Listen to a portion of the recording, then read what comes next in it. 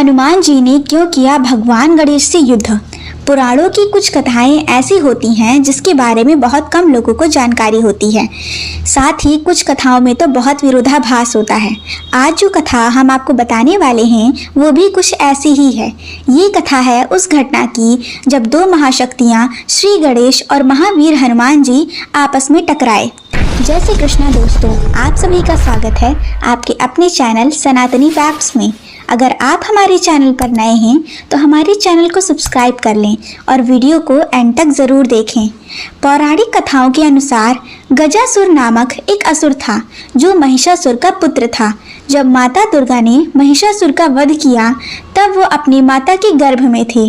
जब उनका जन्म हुआ तो उन्होंने अपनी माता से अपने पिता की मृत्यु का कारण पूछा। तब उनकी माता ने बताया कि किस प्रकार माता पार्वती ने देवी दुर्गा के रूप में प्रकट लेकर उनके पिता का वध किया था। ये सुनकर गजासुर अत्यंत क्रोधित हुआ और उसने ये प्रतिज्ञा की कि जिस प्रकार से माता ने उसे अनाथ किया वो भी उनके पुत्र गणेश का वध कर उन्हें दुख देगा। किंतु श्री गणेश का वध किस प्रकार किया जा सकता था, ये सोचकर उसने परम पिता ब्रह्मा की कई युगों तक तपस्या की। ब्रह्मदेव के प्रसन्न होने पर उनसे अमरता का वरदान मांगा, जिसे देने से ब्रह्मा जी ने मना कर दिया। तब उसने सोचा कि सृष्टि में केवल काम ही है जो सर्वत्र पर्याप्त है। यही सोचकर उसने ब्रह्मदेव से ये वरदान मांगा कि उसका वध केवल उसी के हाथ से हो जिसने काम को जीत लिया हो। ब्रह्मा जी ने उसे ये वरदान दे दिया और अंतर ध्यान हो गए। वरदान प्राप्त कर वो निरंकुश हो गया और सृष्टि में उत्पात मचाना प्रारंभ किया। इतने बल के बाद भी श्री गणेश को परास्त करना उसके लिए संभव न था। इसी कारण उसने राम भक्त का स्वांग रचा और महाबली हनुमान की तपस्या आरंभ कर दी। जब महाबली ने देखा कि उन्हीं के समान एक राम भक्त उनकी तपस्या कर रहा है तो उन्होंने गजासुर को दर्शन दिए। गजासुर ने उनसे वरदान का वचन लेकर कहा कि शिव पुत्र गणेश श्री राम की सदैव अवहेलना करते हैं। मैं चाहता हूँ कि आप उससे युद्ध कर उसे मृत्यु दंड दें। हनुमान जी वचनबद्ध थे, इसलिए वे श्री गणेश से युद्ध को चले। मार्ग में उनकी भेंट देवर्षि नारद से हुई। उन्होंने देवर्षि से पूछा कि क्या वास्तव में श्री गणेश रामद्रोही हैं? देवर्षि स्वयं चाहते थे कि गजासुर का विनाश शीघ्र ही हो।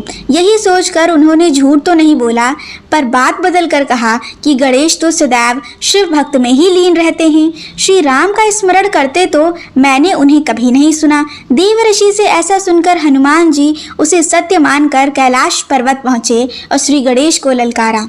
उधर देवर्षि तत्काल माता पार्वती के पास गए और उन्हें सूचित किया कि महाबली हनुमान विघ्नहर्ता से युद्ध करने कैलाश पहुंच गए हैं।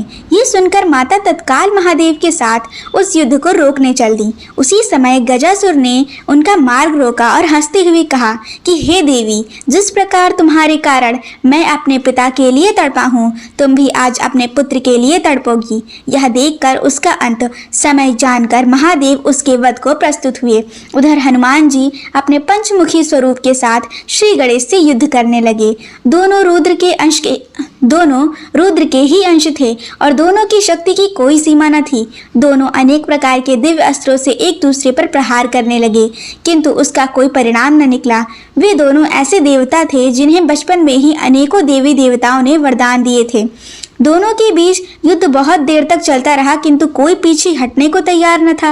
युद्ध को अधिक खिंचता देखकर श्री गणेश ने अपना अमोघ अंकुश हनुमान जी पर चलाया। पवन पुत्र हनुमान ने अपने अमोघ गदा को उसके प्रतिकार के लिए चलाया। जब दोनों दिव्यास्त्र टकराए तो पूरी सृष्टि हिल गई। उसी समय श्री गणेश ने अपने सूंड से हनुमान जी को और पवन पुत्र ने अपनी पूंछ से विघ्नहर्ता को इस प्रकार जकड़ लिया कि दोनों युद्ध लड़ने में असमर्थ हो गए।